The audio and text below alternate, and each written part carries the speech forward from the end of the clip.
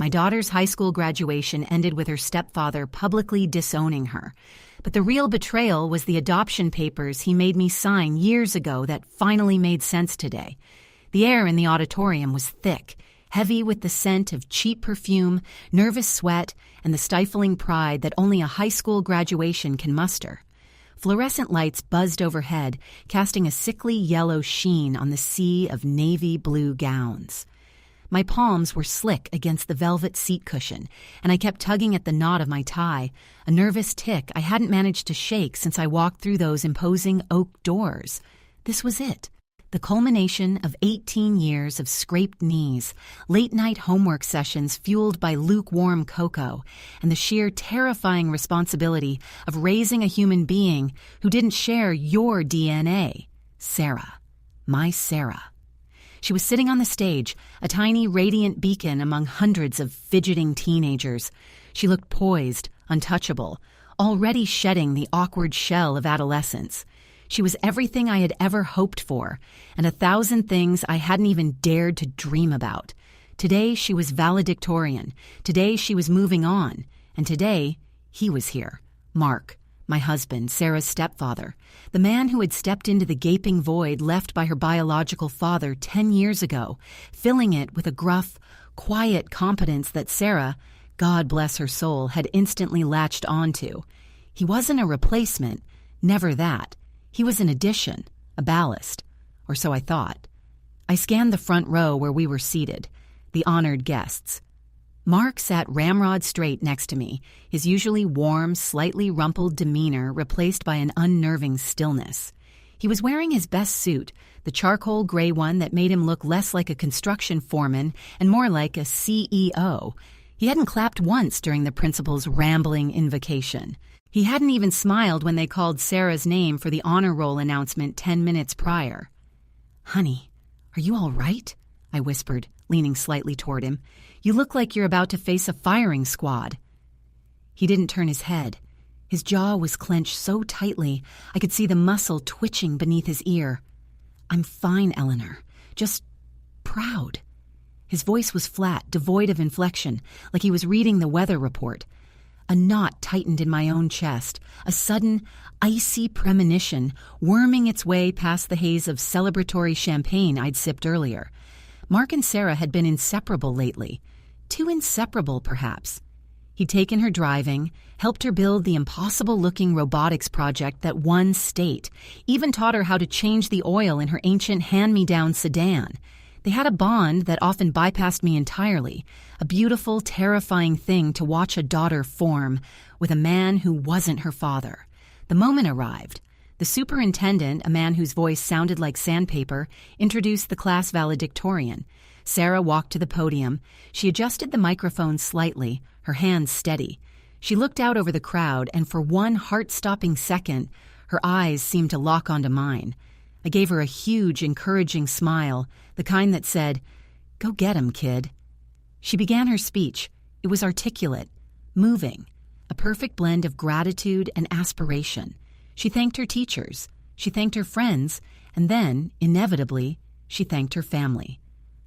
"And finally," she said, her voice swelling with genuine emotion, "I want to thank my mother, Eleanor, for her unwavering belief in me, and Mark, my stepfather.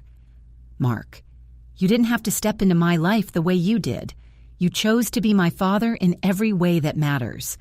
Thank you for teaching me that love isn't about biology, it's about commitment." The applause was deafening. I blinked back sudden hot tears. "Thank you, Mark," I thought, glancing at my husband, expecting to see him beaming, perhaps wiping a tear of his own. Instead, Mark stood up, not with pride, but with a stiff, almost mechanical motion. The entire front row turned to look at him, sensing the shift in the atmosphere. He didn't look at Sarah. He looked directly at the mass of people filling the seats behind the graduates, his expression one of cold, absolute resolve. He stepped away from the row, ignoring my frantic, hissed whisper of, "Mark, sit down!" He walked deliberately toward the edge of the stage, climbing the 3 steps reserved for dignitaries and emergency exits. He reached the microphone just as Sarah was turning away, basking in the standing ovation. He didn't tap the mic. He gripped it hard, the metal protesting under his pressure. "Sarah!" he boomed, his voice cutting through the applause like a power saw. The entire auditorium went silent. Every single head snapped toward the stage, focusing on the stepfather who had suddenly seized the spotlight. Sarah froze, her smile dissolving into confusion. "I need to say something," Mark continued, his eyes fixed on his stepdaughter. No warmth, no love, just a terrible, flat finality in his gaze. "This commitment you speak of, it was a lie. A mistake I have lived with for too long." The silence in the auditorium was so profound, I could hear the faint whirring of the ancient air conditioning unit above us. My blood turned to ice.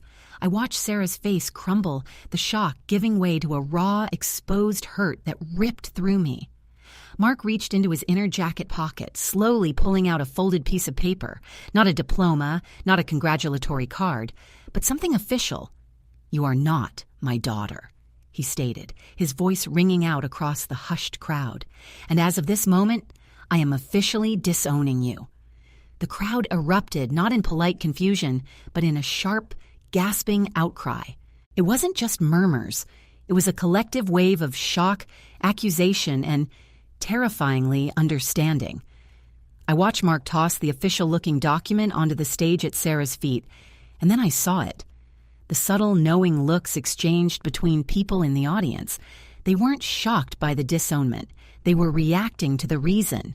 And then, an elderly woman in the third row, someone I vaguely recognized from the PTA, rose halfway out of her seat and yelled one single, devastating word that echoed through the stunned silence. "Adultery!" The single word hung in the air. Adultery! A physical blow that connected directly to the space between my lungs. It was the sound of a dam bursting, the truth finally finding its voice in the most public, agonizing forum imaginable. My vision tunneled. The yellow lights seemed to pulse, and the faces in the crowd blurred into a mosaic of horror and grim satisfaction. Sarah didn't move. She stood petrified at the podium, the paper Mark had thrown lying like a white flag of surrender at her polished black heels. Her eyes, wide and tear-filled, flicked from the document to her stepfather, and finally, desperately, to me. My mouth opened, but no sound came out. I couldn't process the fact that Mark had just broadcasted our deepest, most corrosive secret on the day meant to celebrate our daughter's triumph. Mark, however, looked utterly liberated. The mask of the stoic, capable stepdad was gone, replaced by a frightening, almost manic relief. He scanned the crowd again, taking in the stunned silence, the pointed fingers, the visible realization dawning on the faces of my lifelong friends and acquaintances. "Yes," Mark stated, nodding once, confirming the old woman's accusation with chilling calm. "Adultery. Because some commitments, Eleanor, are built on quicksand." He didn't address Sarah again.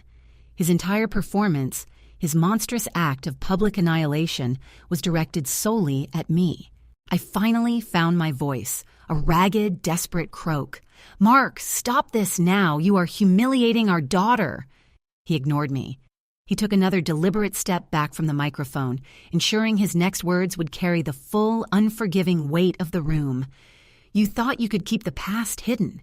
You thought your little reconciliation trips every summer were just about visiting old haunts. You thought I wouldn't notice the phone calls, the sudden need for space, when you were supposedly at that writer's retreat in Vermont." The crowd began to shift, murmuring violently now. I could feel the heat of hundreds of eyes burning into my back, assessing me, judging the mother who had seemingly betrayed her family on the day her daughter achieved perfection. Sarah finally moved. Her movement was jerky, uncontrolled, like a marionette whose strings had been violently yanked. She bent down, not to pick up the paper, but to retrieve the small silver locket I had given her on her 16th birthday. She clutched it so tightly, her knuckles turned white. "Mom?" Sarah's voice cracked, small and fragile against the roaring silence. "What is he talking about?" My instinct was to rush forward, to shield her, to physically remove Mark from the stage, but I was paralyzed, pinned beneath the weight of 10 years of carefully buried lies. The truth was hideous, complicated, and inextricably linked to my own sense of failure. "It's not what you think, sweetie. Please, just let me—" "It's exactly what the whole damn town suspected, Eleanor," Mark roared, pointing a rigid finger at me. "When you begged me to marry you after that scandal, I agreed to be the father figure, the stable foundation you craved. But I drew a line, didn't I? I said no more contact with him. And yet, here we are, 10 years later, and the first person she thanks is the man who actually fathered her, because apparently you couldn't keep your distance even while standing next to me at the altar." The accusation landed. It wasn't just that I had an affair, it was that I had rekindled it, perhaps even planned this whole graduation as a stage for my real father to make a clean break, leaving Mark holding the bag. Sarah let out a strangled sob. She looked down at the floor, then back up at Mark, not with fear, but with a dawning, awful clarity. "The trips to Burlington," she whispered, her voice barely audible. "You told me Dad was retired. You told me he missed us." Mark sneered, a terrible, ugly expression on his face. "He missed his old life, Sarah, and you apparently were the perfect excuse for your mother to deliver him an update on the progress." He then focused his chilling gaze on Sarah one last time. "You have chosen your allegiance. You thank him. You honor him. You side with the woman who used me as a shield for her infidelity. Fine. You want the truth? You want him? You've got him. I owe you nothing. I am done playing father to a child whose loyalty lies with a ghost and the woman who betrayed me." He turned sharply, making his way off the stage with the same decisive, heavy tread he used to stomp out a fire. He didn't look back at me. I stumbled forward, finally breaking free of my shock, rushing towards Sarah, who was now openly weeping, the heavy robe seeming to smother her. "Sarah, baby, listen to me. It's complicated. Please, don't believe everything he says." But as I reached the edge of the stage, Sarah finally looked down at the paper Mark had thrown. She didn't cry harder. Her expression shifted again, hardening, transforming.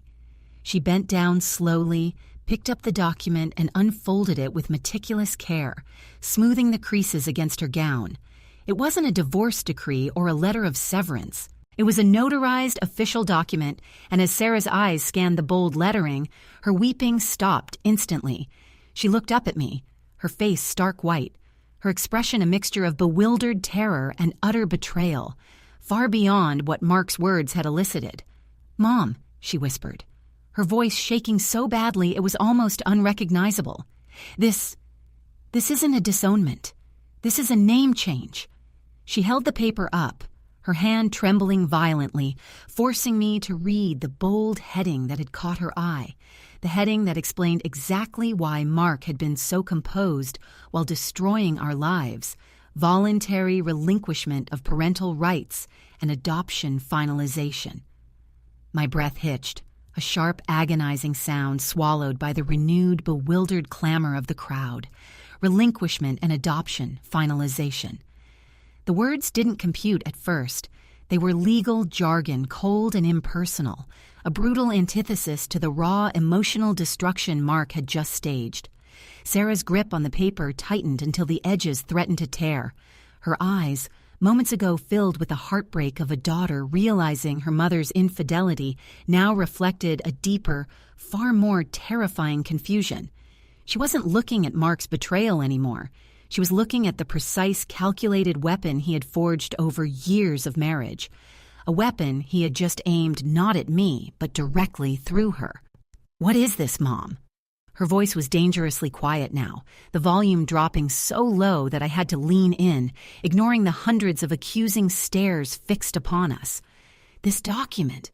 It says Mark finalized his adoption of me last Tuesday. It says he officially adopted me." The realization hit me like a physical wave, knocking the air from my lungs.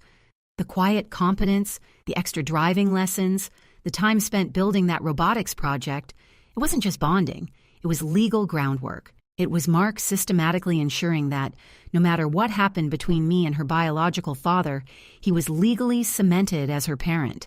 And then came the chilling second clause, the one that made the stage beneath my feet feel like it was dissolving.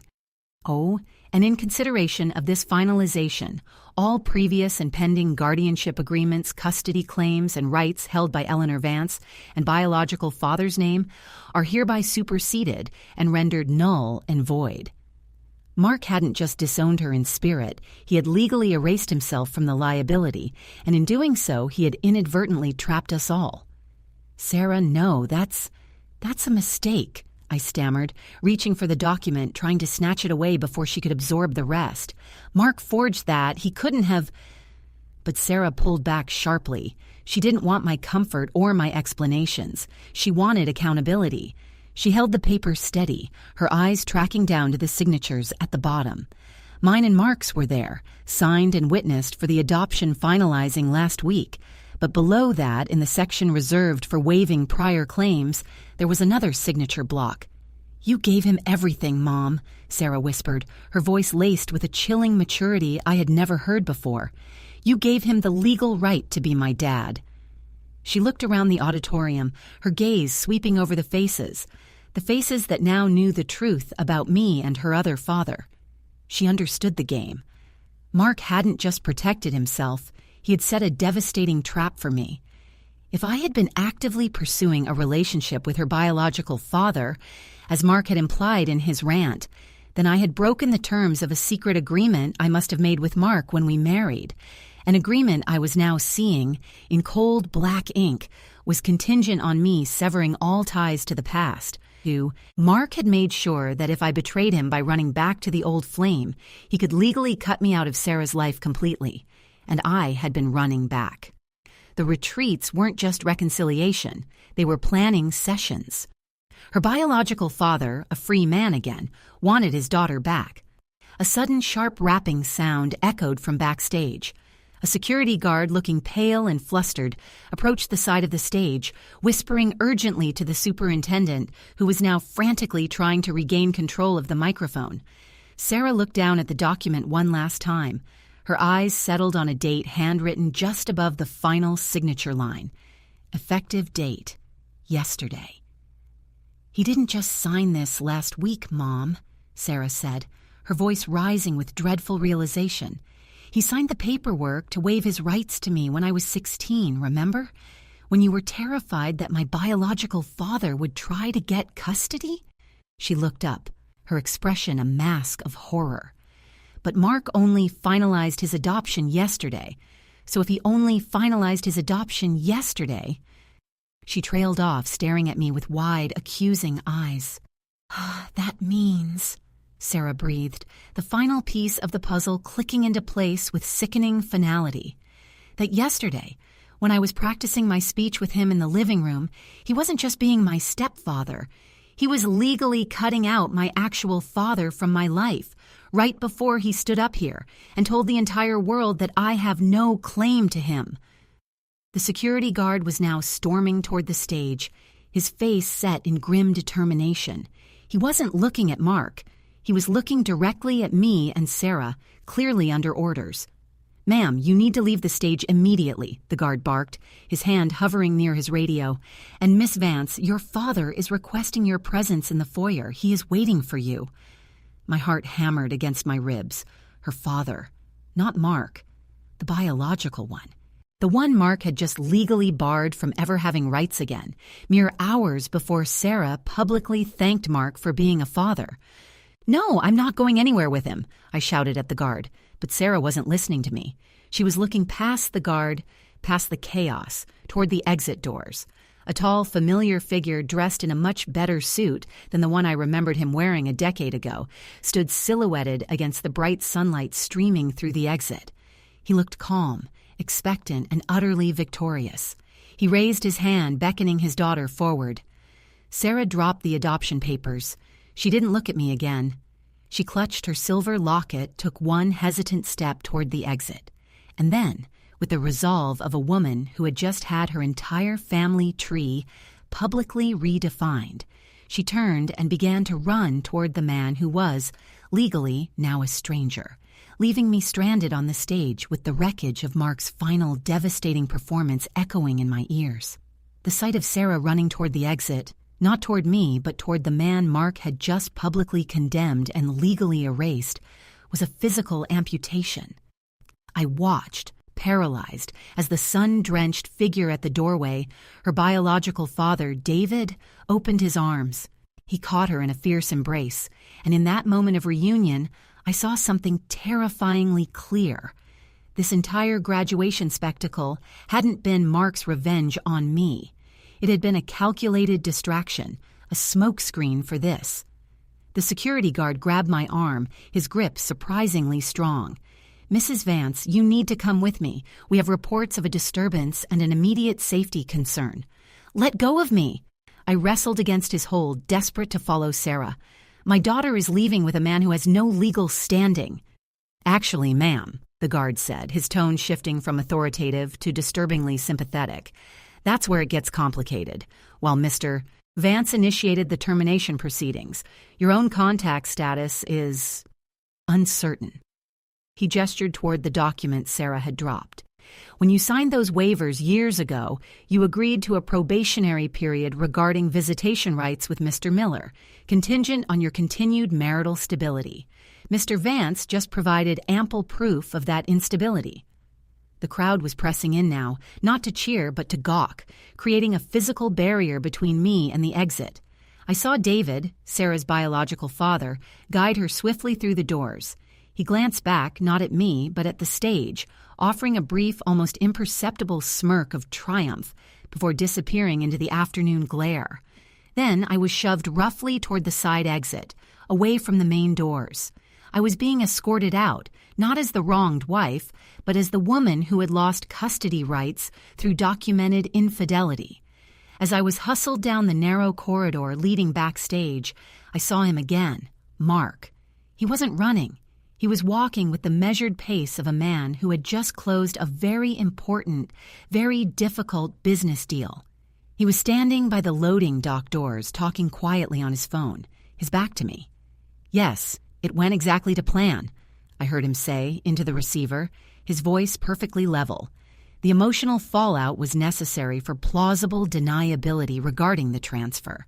She's gone. No messy custody battle. Just a clean execution. He paused, listening to the voice on the other end. "No, Eleanor is currently being escorted off-site. She thinks I betrayed her. Let her believe it. It keeps her focused on me, not on the paperwork. The original contract still stands. We move forward tonight." My mind screamed. Original contract? Transfer? This wasn't about jealousy. This was orchestrated. Mark hadn't been protecting his marriage. He had been executing a long-term strategy involving Sarah, her biological father, and some kind of contract that superseded everything. I broke free of the security guard's grasp with a burst of adrenaline fueled by pure terror. I lunged toward Mark, grabbing his arm just as he raised it to end his call. "What contract, Mark? What are you talking about? You just let David walk out with her after signing papers that made you her father," I hissed, shaking him. Mark slowly lowered the phone. He looked at me, and the strange, cold relief was replaced by something calculating and utterly ruthless. He didn't look angry or sad. He looked tired, like a man whose lengthy, complex scheme had finally paid off. "I let David walk out with her because Eleanor," Mark said, his voice dropping to a chilling intimacy. "He's the only one who can honor the terms." He paused, letting the implication hang between us like smoke. "You see, I never wanted Sarah permanently. I never wanted the burden of raising a child whose heart belongs to another man. But I did want what you and David had promised me 10 years ago, when you came begging me to marry you and give Sarah a stable name while David was in prison." My throat seized up. David hadn't just been in prison for a minor offense 10 years ago. He'd been serving time for fraud, white-collar crime that had bankrupted several investors. "You needed a clean slate for Sarah," Mark continued, his eyes boring into mine, "and I needed collateral. You promised me if I married you and adopted Sarah, providing her with a respectable, stable household for her formative years, you would repay me upon David's release. You agreed to transfer the intellectual property rights to your entire portfolio of unpublished novels to me, my price for being the stand-in father." I stumbled back, horror washing over me. My novels, years of my life, my secret legacy, sold for a lie. But I released you from the marriage contract today, Eleanor, because I just got confirmation that David's release from parole was contingent on him settling his past debts. Debts I made sure were tied directly to your future earnings. Mark smiled, a true, terrible smile that held no warmth whatsoever. You see, Sarah isn't the only thing that was transferred today. By signing those adoption papers yesterday and by proving your infidelity today, I ensured that you are now legally free of me, and David is legally obligated to pay me back. By signing over the rights to all your future royalties to cover the cost of his first child's stable upbringing. The security guard seized my arm again, pulling me away firmly toward the loading dock exit, but I couldn't look away from Mark. "You used me to clean up your mess, Mark," I cried out, struggling against the guard. "You used Sarah to hold my reputation hostage." Mark looked past me, toward the empty auditorium where Sarah had stood just moments before, and then back to me, his eyes suddenly devoid of all emotion, flat and empty. I did what was necessary for my future, Eleanor. And as for Sarah, he leaned in close enough that I could smell the expensive cologne he wore for his new life.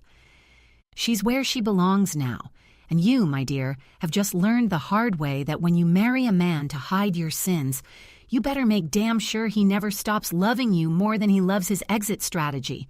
The guard shoved me through the loading dock door and slammed it shut. As the echoing clang reverberated, I looked down at my hand where I still clutched the small silver chain of Sarah's forgotten locket. I opened my palm, and the cold metal caught the weak light. It wasn't Sarah's 16th birthday locket. It was heavier. I recognized the distinct archaic engraving style immediately. It wasn't silver. It was tarnished platinum, and etched crudely into the back were two initials I hadn't seen in 20 years. DM. David Miller. This locket hadn't been a gift to Sarah. It was something I had given David back when we were young, the night before he left for his first stint away. Sarah must have found it tucked in one of my old jewelry boxes. And if Sarah had been clutching my locket from David while Mark was publicly announcing my affair with David to the entire graduating class, then Mark didn't just know about the affair. He knew exactly which piece of evidence Sarah was holding, and he had allowed her to walk out the door believing it was a symbol of her bond with him, when in reality it was a relic proving the depth of the past I had tried to bury, a past that now explained why David was so eager to reclaim his daughter at the very moment Mark officially severed his ties. But why? Why would David risk everything to reclaim a daughter when he knew I was sleeping with him? I looked down at the locket again, a horrifying thought forming. What if Sarah wasn't David's daughter at all? What if Mark's entire narrative about my infidelity was a calculated lie to force his adoption through, knowing David would come running for the one thing he couldn't legally touch, his biological child?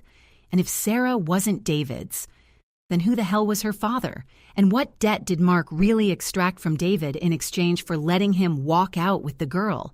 The tarnished platinum locket felt impossibly heavy in my palm, burning me like a brand.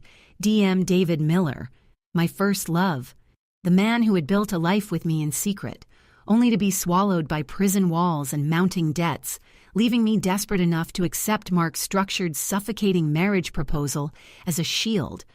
Mark hadn't been angry about the affair. He had been executing the terms of a decade-old agreement that hinged on my perceived betrayal. The public accusation of adultery was the catalyst, the necessary chaos to validate the immediate termination of my rights, while simultaneously cementing his adoption of Sarah, right before he transferred her, legally, to the man she believed was her father. But the locket. If Sarah had it, and if Mark let her leave clutching it, believing it symbolized her connection to her father, then Mark had made a fatal miscalculation, or perhaps a devastatingly subtle correction to his script. I spun around, ignoring the guard who was trying to physically steer me toward the main parking lot. I scrambled back toward the auditorium doors, my mind racing through the legal jargon Mark had casually spat out. Probationary period, contingent on marital stability, Original contract still stands. I burst back into the near-empty auditorium. The air was thick with the ghost of the chaos, the overturned water pitchers, the discarded programs. I ran to the side exit where I'd seen David and Sarah disappear. "David!" I screamed, my voice cracking. "You fool! You walked into his trap!" I followed them out into the blinding afternoon sun, spotting them halfway across the vast manicured lawn leading to the main road. David was holding Sarah's hand, murmuring reassurances, pointing toward a sleek black sedan idling at the curb. I ran, ignoring the burning in my lungs, ignoring the shouts of the remaining staff trying to contain the scene. "David, stop. Mark has the adoption finalized, but the contract required your consent to waive my rights, and you haven't signed anything to waive your rights as the biological father." David froze. He turned, his triumphant smile faltering as he looked at me, then down at Sarah, who was watching the exchange with wide, bewildered eyes. "What are you talking about, Eleanor?" David asked, his voice regaining that old, charming smoothness that had once undone me. "Mark told me everything. He said you were done with me. He gave me the paperwork to sign, the release of your claim, and in exchange, he finalized the adoption, legally cutting you out." "He lied," I gasped, clutching the locket. "He finalized his adoption yesterday, but for him to legally supersede your biological rights, you had to waive them too. Did you sign the waiver to release your claim, David? Did you sign away your right to Sarah?" David's face went pale, mirroring the horror I'd seen on Sarah's face moments before. He looked down at the briefcase he was clutching, the briefcase Mark had presumably handed him containing the documents for transfer. He said it was just administrative paperwork regarding the property settlement," David stammered, his composure shattering. "He said he was ensuring his own liability was cleared before I took Sarah." I held up the locket. "This locket was a promise, David. A promise you made me 10 years ago, before you went away, telling me that if anything ever happened, if I ever needed protection, I should keep this. You told me it was the only thing linking us that wasn't traceable." Sarah looked from David's terrified face to my desperate one, then back to the locket. "Mom, what does this locket have to do with anything?" she pleaded. I knelt down, placing my hands on Sarah's shoulders, forcing her to look at me, not at the man who claimed to be her father. "Sarah, listen to me. Mark didn't just lie about his marriage. He lied about everything. He knew I would never let you go willingly. He staged that explosion to make you think you were choosing a father who loved you, hoping you'd run to him. But Mark didn't want you for love, and David didn't want you back for love either. They both wanted leverage over me." I met David's eyes, the unspoken accusation hanging heavy between us. "You never knew the full truth, David. When you went to prison, I was pregnant. Sarah is not your daughter." The silence that followed was absolute. The only sound was the gentle chime of the school bell ringing, signaling the end of official duties. Sarah looked up at me, her expression unreadable. "What?" I turned back to David, who was swaying slightly on his feet. "The man who has the legal right to claim you right now, David, the one Mark just erased from the legal record without your consent, is the one who is truly your father. The man who Mark didn't account for in his grand scheme."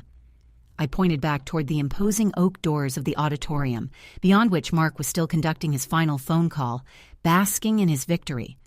"Mark Vance wasn't just my husband. He was your older brother, David. And the adoption he finalized yesterday?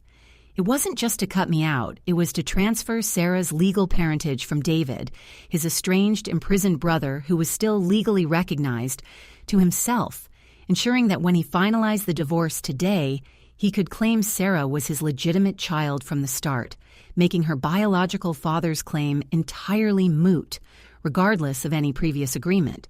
He didn't just disown you, Sarah. He executed a perfect decade-long legal strategy to erase his own brother from your life completely, using our marriage as the shell company. David stumbled forward, reeling from the realization that the man he hated most had systematically engineered his life and his relationship with his daughter. He looked at Mark's sedan, now waiting for him, and understood. He hadn't been reclaiming his daughter. He had been walking straight into a legal ambush designed by his own kin.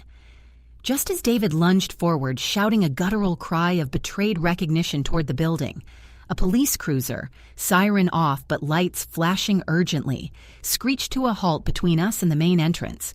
2 officers emerged, moving fast. They weren't looking for Mark. They weren't looking for me. They walked directly toward David, their movements sharp and professional. "David Miller?" the lead officer demanded, flashing a badge. "You are under arrest. We have a warrant related to a securities fraud charge, reopened this morning, concerning the dissolution of a major trust fund dating back 10 years. The officer looked pointedly at the black sedan. "That vehicle is impounded as evidence. You will be taken into custody immediately." David's face crumpled in utter defeat. He looked at Sarah, his real daughter, the one he'd fought so hard for, now standing before him, her future stolen by the machinations of the brother she never knew she had. He reached out one last time, his hand hovering inches from Sarah's shoulder, but the officers gently but firmly escorted him toward the cruiser. Sarah watched her biological father, the man she thought she was running toward, be led away in handcuffs. She looked back at me, her eyes finally filling not with anger, but with agonizing emptiness.